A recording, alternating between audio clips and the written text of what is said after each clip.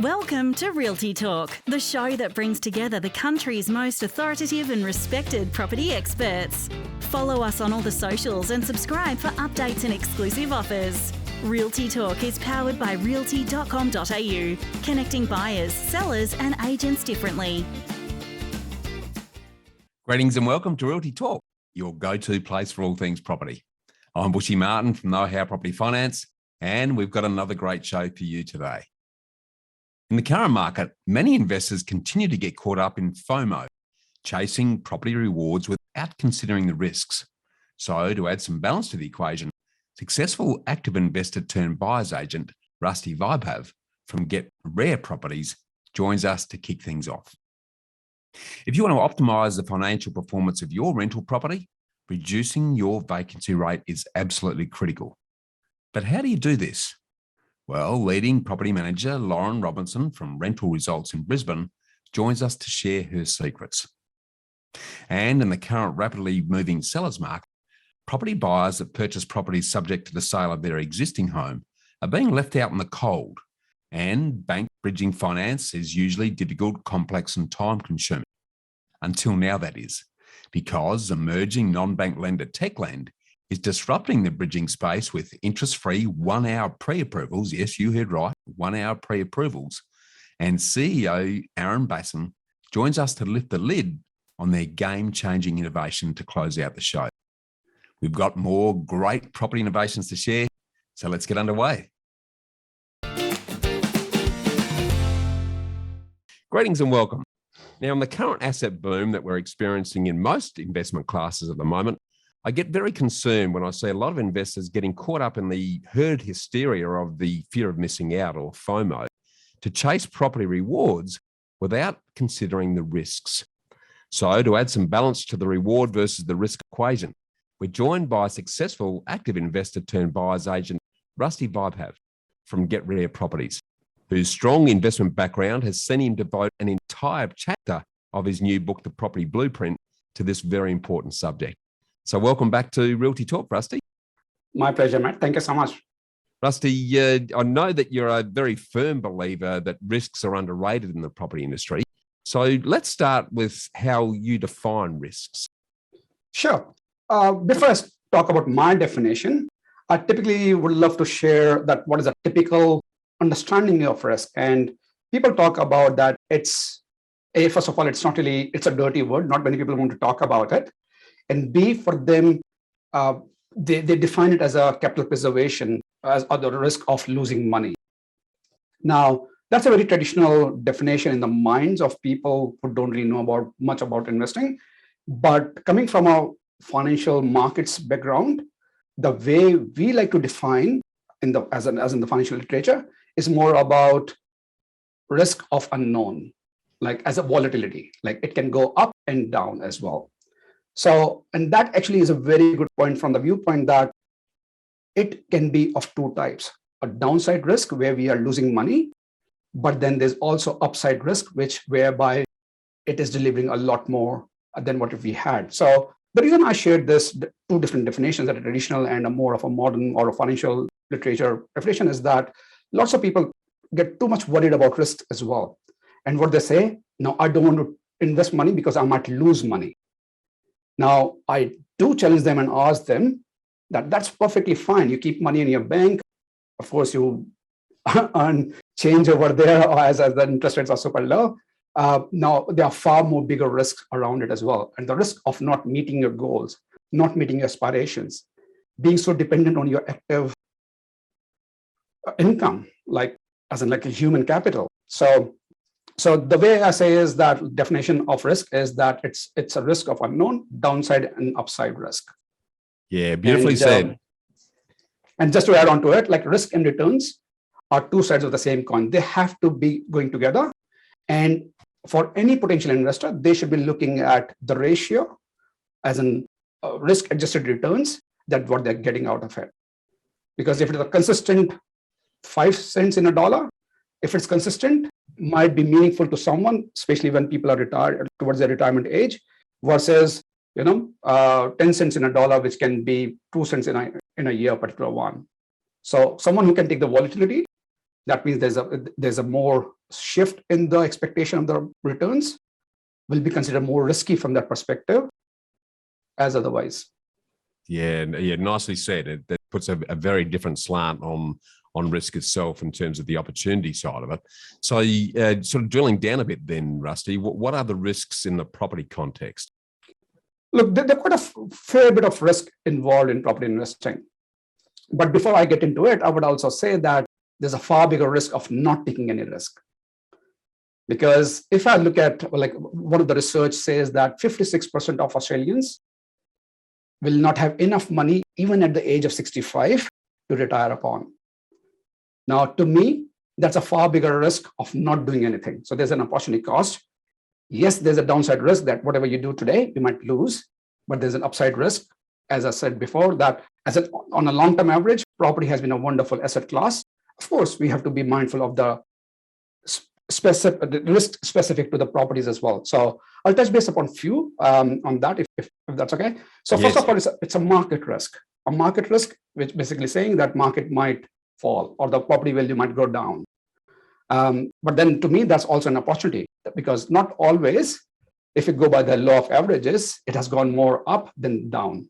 Yep. So long term, it should be all right. Yep. The other one is the property risk, like risk specific to the property. What if there is a storm? What if the building collapses or the wall falls over? So of course, there are ways to mitigate them. Maybe if it's okay, maybe I'll share how to mitigate them as well, because knowing the risk is not enough. We have to also know how we should be embracing them, how we should be mitigating them. Would that be okay, Bushi? Yeah, absolutely. Yep. Okay. So for market risk, it's more about how we go about diversifying it. Because diversification, the great thing about property is in Australian market context is we have multiple markets within the market. So, and as a smart investor or a strategic investor, one can choose to buy properties in diversified locations, because when it is not synchronous markets, what it means is that if one property is going up, second one is probably might be lower. So that might be on the downside, but on the better side of things is like when some properties are not doing so well, there will be other properties which will be holding their value very well. So diversification is the key thing. Also, the research around like buying the properties in those areas which are the supply and demand equation is tilting towards the growth, but the demand is more than the supply.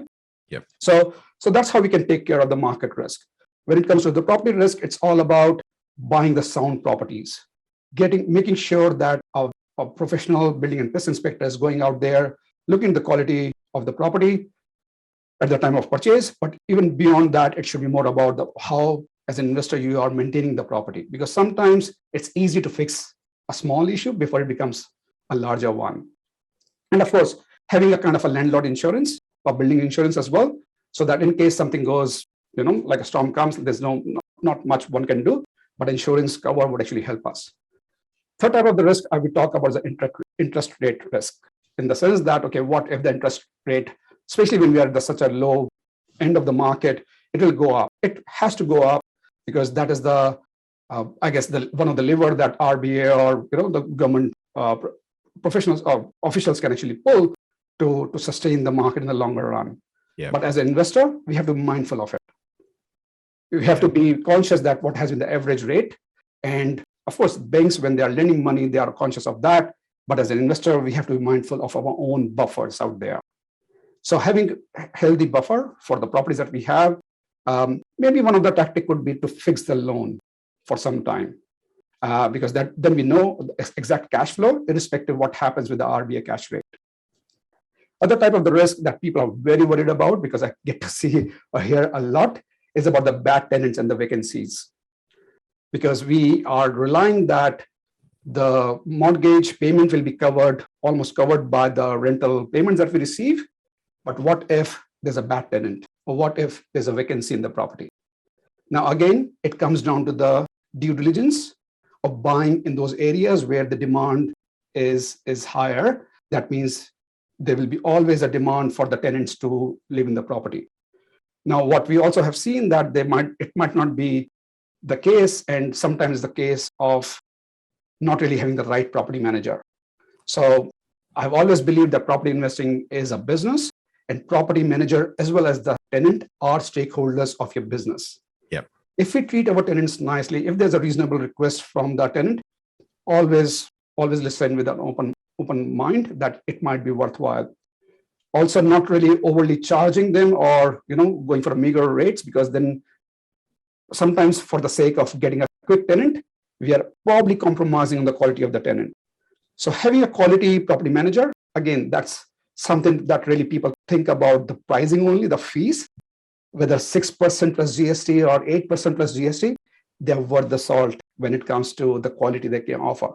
So having that kind of assessment of the tenant and the presenting the property will make sure, and also the pricing of the property, like, let's not be greedy. It's more about getting the right tenant and have a longevity of the tenant in the property that will help.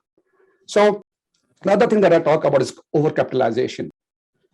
And what it means is that we should take investment as an investment only, not really taking as an emotional aspect, not really paying over too much for the property when it's not deserving that money, or even when it comes to renovation. So the idea is that we should follow a strict budget when it comes to any A, a purchase, or B, as a renovation.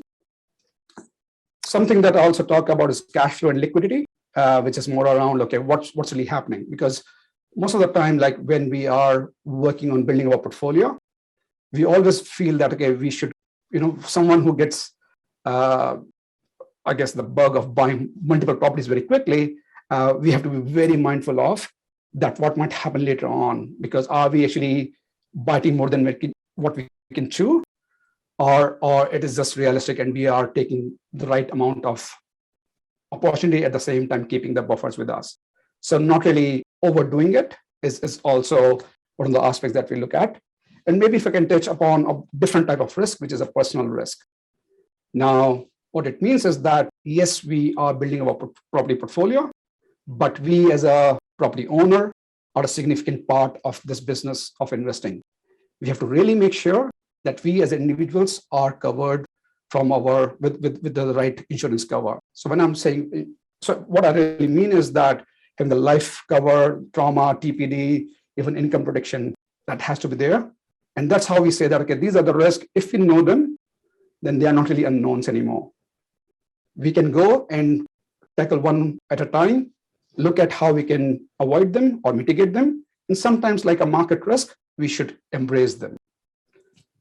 Yeah, very well said. So just to conclude then, because you've covered a lot of territory already there, Rasti, should we avoid all of the risks then in the context of what you've talked about?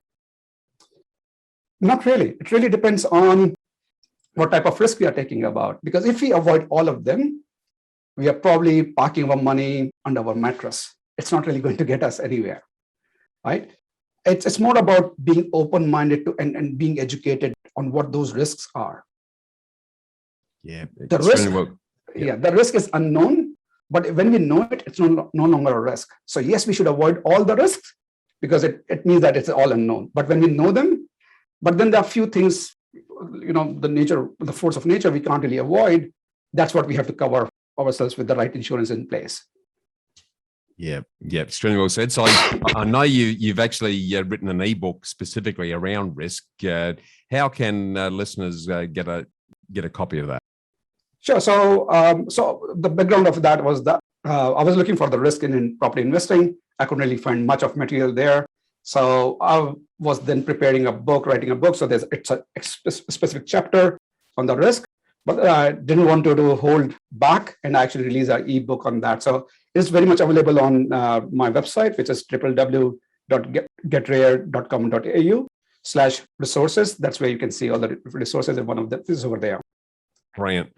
Excellent, mate. Well, look, thanks for these very timely reminders, Rasti, and thanks again for joining us on the show today. My pleasure. Thank you so much. Well, the takeaways here are very clear. Without risk, there is no reward. And as the great athlete Jerry Rice once said, today you need to do what others won't, so tomorrow you can do what others can't. Because only those who risk going too far can possibly find out how far it's possible to go. So if you want to manage your investment risks to gain greater property rewards, start by grabbing yourself a copy of Rusti's great book, The Property Blueprint, at www.getrare.com.au. You're watching Realty Talk, your trusted voice for all things property. Successful property investment is a game of finance. Do you have the right team and the right game plan? Realty Talk is brought to you by Know How Property. More than mortgage brokers, Bushy Martin and his team of investment architects set you up with a sustainable strategy structured to lower your costs, tax, risk and stress while increasing your capacity for growth. Know How has helped over 1,900 homeowners and investors secure more than $800 million in property wealth. So get set to live more, work less, and live your legacy. Want to know how to invest in your freedom? Visit knowhowproperty.com.au. Greetings and welcome. Now, although vacancy rates remain tight across the country, with the national average currently running at about 2.6% according to the most recent SQM figures, what many landlords fail to realise is that having your rental property vacant for just 1 week between tenancies equates to a vacancy rate of just under 1.9%, while a 2-week period from buying a property to getting a tenant in is a 3.8% vacancy rate. Now, alongside this, if you're getting, say, $500 a week in rent, then a 1-week vacancy drops your effective rent down to just $490 a week, and 2 weeks vacant drops the gross rent down to just $480 a week, a 4% drop in your effective rent. So it's clear that if you want to optimize the financial performance of your rental property, reducing your vacancy rate is absolutely critical. But how do you do this? Well, to discuss this, we're joined by leading property manager Lauren Robinson from Rental Results in Brisbane. Welcome back to the show, Lauren. Thanks very much, Bushy. Now, Lauren, can you start off by summarising the sort of range of options that landlords have to minimise vacancy rates? I think, essentially it's really important to not only understand what the vacancy rate for the suburb that your property is in, but also understand what the property is competing with. So knowing the market, understanding what comparable properties are currently available and how that compares to yours, because essentially tenants are looking for value for money. So there's no point sort of holding on to a price just because that's sort of what you believe the property should be able to achieve if the market is telling you otherwise. So when it comes to knowing the vacancy rates, I think it's also really important to have a property manager who can guide you on what the specific vacancy rates at the time are. And when it comes to whether it's time to reduce the rent, add an incentive, look at also how the property is presenting online. Why is the property not moving? So essentially it always comes down to 3 things: the price, presentation, promotion, the 3 Ps. I always come back to. So love it. That's a great way to summarise it, actually. So sort of in parallel with that, how important is it then to set market appropriate rents? It's integral to having a really successful investment property. So I think that's really the key, is making sure that you do set the rent right at the beginning. And I think it's really important. There's going to be peaks in the rental market in any area. But it's also knowing, is there a demand at the time for that particular product or that particular property? But also, you might try on the higher side for a rent for, a few days or possibly even a week. But I think it's knowing, okay, we haven't achieved this. We need to take action now, because it's more important to get someone in. As you were saying, it's that annual return as opposed to just holding out and waiting for that tenant to turn up and pay $500 a week. Yeah, spot on. Well, it is pretty tight. And it does vary around the country, obviously, but the rental pressure is quite tight at the moment. And there's a bit of a temptation almost for landlords to want to up the rent, given some of the pain that some of them have been through with COVID over the last 12 months. Yes. So how should rent rises be managed in a tight market, do you think? Yeah, I think it's that fine line between, having a good tenant in the property, because I think, to me, a good tenant is really like gold. You want to be able to keep a good tenant in your investment property, especially if you know them, they've got a good track record of paying on time, looking after your investment property. So it's a balancing act between knowing, okay, the market rent is this, but because I've got a great tenant, I'm going to keep the rent, slightly below market rent. So it might be $10 less.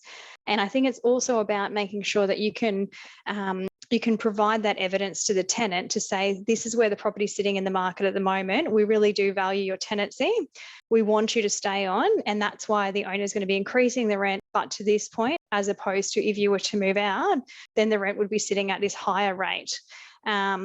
And I think that's really just explaining it, having those conversations with the tenants. I think, often if a tenant jumps online and starts looking around to see what else is available at the time, they'll clearly see pretty quickly, okay, well, this is where the rent's at. Yeah, that's a great suggestion. So sort of as a roll on from that and expanding on that, what advice would you give in relation to retaining existing tenants? Yeah, I think when it comes to having a good relationship with the tenants, it starts from the very beginning, of the tenancy. So you want to make sure that tenant feels like they're being heard and that they can communicate any maintenance, things are actioned quickly, and that they're responded to in a timely manner at all points during the tenancy. Having good tenants is really invaluable. And also making sure that, at different points along the way, you're asking them, are there things that would make the property more comfortable for you to live in? So, and then they might be things that as an investor that you could, perhaps put into the property in order to keep that tenant for a longer period or, strengthen that relationship. It depends on obviously what it is. So not if it's going to add value to the investment in the long term, but often if the people living there are saying, a security door might be an additional benefit, for the price of $400 a week, $400 as opposed to having a week's vacancy, it's time to sort of weigh up those things and make sure that, ideally you're keeping tenants for the long term. Yeah, I love that. And I guess is the dual benefit there, depending on what you might put into the property. Some new items that might be of great benefit to the tenant, and therefore the tenant may be prepared to pay a slight premium on the rent for it. They also have some depreciation benefits that can also ultimately reduce the ongoing holding costs of the property. So there's a couple of joint opportunities there. Look, some really good insights there, Lauren, and really appreciate you coming on the show today to share that with us. Thank you, Bushy. It's a pleasure. Thank you, Lauren. Well, the message there is pretty clear. Minimising vacancy rates can have a massive impact on the financial performance and the cash flow of your investment property. So make sure you're engaging a proactive, independent property management professional like the Rental Results team to look after your property. Stay with us for more here on Realty Talk.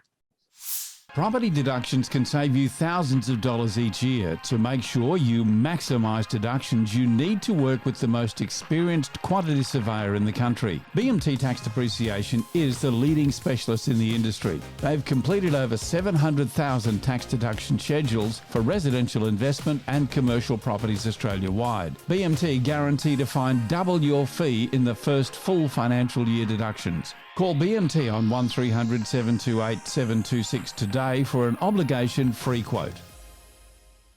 Hi and welcome. Now, in the current rapidly moving sellers market, property buyers that purchase properties subject to the sale of their existing home are being left out in the cold as cash buyers or others without this complication are often gazumping them. So how can you overcome this? Well, traditionally, some of the banks offer bridging finance that are short-term loans that enable you to purchase a new home while you're selling your existing home. The bridging finance is usually a difficult, complex, and quite time-consuming process. Until now, that is, because emerging non-bank lender Techlend is disrupting the bridging space.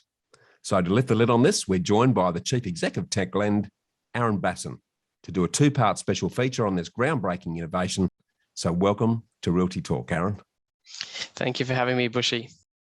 Now, it's quite an exciting innovation that you've introduced into the lending market, Aaron. So to kick things off, can you give us a quick rundown on your personal background and how you ended up in the property space?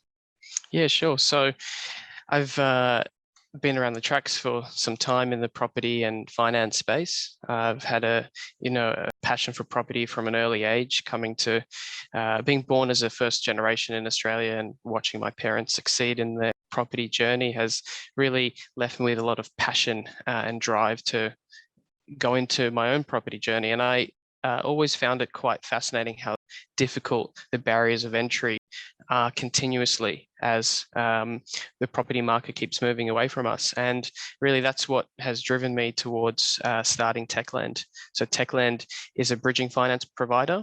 We enable our customers to buy a property before they've realized the liquidity and the cash from the sale of their existing asset.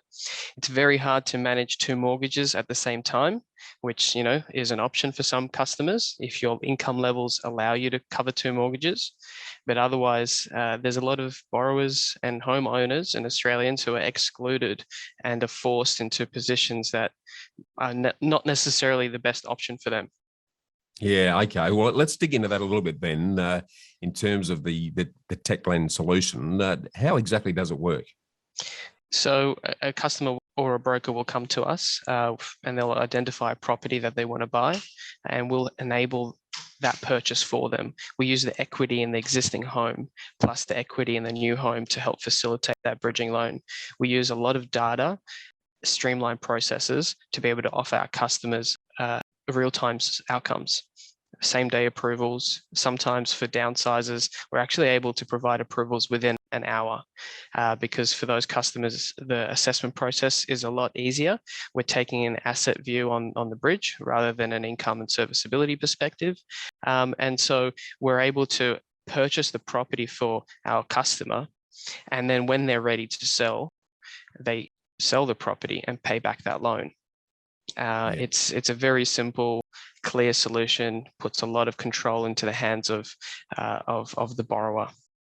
Yeah, I love it. I love the simplicity of it and the focus on the security rather than the income side, which the banks often trip themselves up over. So right. Sort of summing up then, what are the key benefits to buyers if they choose Techlend over a bank for their bridging loans, Aaron? Yeah, so customer service is one of the most important factors. All of our staff are here in Australia. It takes 1 minute for us to pick up, or 10 seconds to pick up the phone rather than being on hold for hours. But it's the solution is tailored towards bridging. So we know exactly what our customers need and we're able to tailor that solution for them. The process is very quick compared to a traditional lender. You know, we saw headlines about bank SLAs, you know, extending to 21 days. I mean, that's a terrible experience when you want to go and buy your dream home. To wait before an application is even picked up for 21 days. Wow, that's to me, that's outrageous. You know, in the 21st century, to be experiencing that as a consumer is just unfair. And further, you know, the traditional banks, they've started to pull away from bridging. The criteria to actually be eligible for a bridging loan is very selective. You have to be an existing customer. You have to be upsizing, because if you're downsizing, you're left with no mortgage, they're not going to help you. So, you know, my grandparents can't get a bridging loan because when they want to downsize, there's no one there to help them except Techlend. And it's our touch points and the human interaction with our customers that really sets us apart with our customer service. Yeah, I love it. So a very refreshing, exciting disruptor to the whole space in that regard. So I'd really want to thank you for coming on the show today to open our eyes to this innovation, Aaron, and thanks again for your time on the show today. Thank you very much, Bushy. Thanks, Aaron. Well, there you have it. If you're a home buyer needing to buy your new home before selling your existing property, reach out to the team at techlend.com.au to secure an interest-free, paperless bridging loan with pre-approval confirmed potentially within an hour. Stay with us for more here on Realty Talk.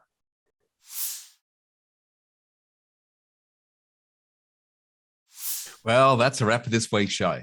A big thanks to our special guests, Rasti Vaibhav, Lauren Robinson, and Aaron Bassin. And to make sure you don't miss an episode of Australia's longest running and most popular online property show, subscribe to Realty Talk now on Apple Podcasts, Google Podcasts, Spotify, YouTube, or wherever you listen. And make sure you sign up on the realty.com.au homepage to get every episode in your inbox every week. And while you're there, make sure you check out one of Australia's most extensive range of properties for sale from over 7,000 agents nationally. Thanks again to realty.com.au and BMT Tax Depreciation for their ongoing support. I'm Bushy Martin from Know How Property Finance, and I look forward to seeing you again next week. Miss something in this week's show or want to catch up on past shows? Do it anytime at realty.com.au, where we connect buyers, sellers and agents differently.